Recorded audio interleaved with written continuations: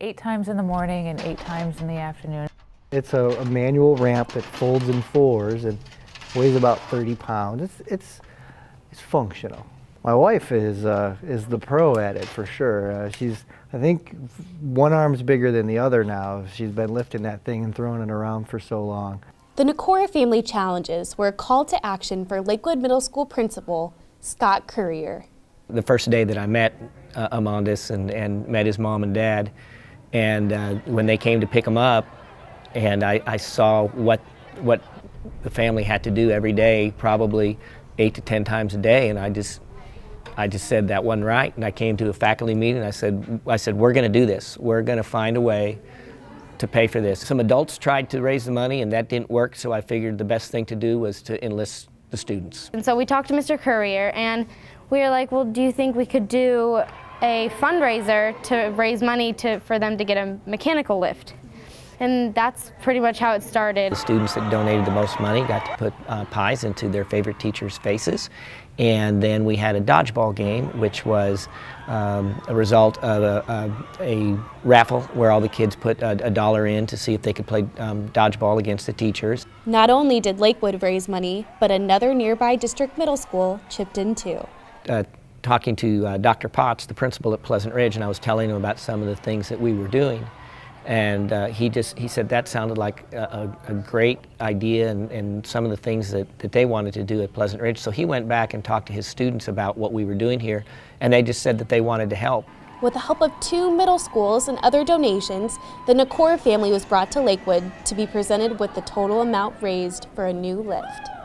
Well, I kind of saw it. They held it up, but I saw the shadow through the check, and I hit my husband and I said, "Oh my God!" And he's like, "What?" I said, "Nothing."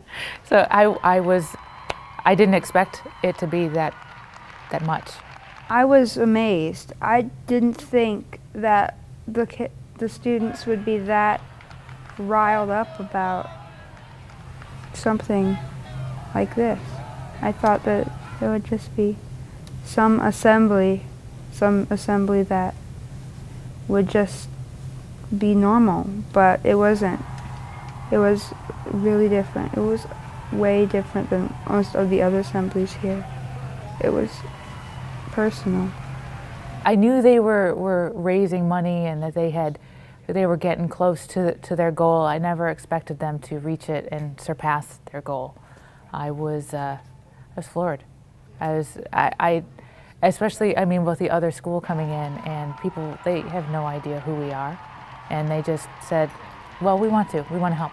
People that wouldn't normally have done community service like this, that they got to get involved in that. I just feel, I'm proud of everybody, and I just like the excitement of Amandus and his family. I feel like I can't stop smiling. It's just so exciting. He was so happy and their whole family, and I just feel like we helped somebody in need, and that just is like the best feeling in the world. If the school hadn't done this, we would have had to cash in some money from somewhere else in order for us to get it done, because Amandus wouldn't have been able to go in and out of the van anymore. Whenever I get in or out of the van, I'm always worried that I might hit my head on the ceiling because the van's not tall enough. But now with all the money the school's raised for us, we'll be able to. I won't have to worry about it. I can just push a button.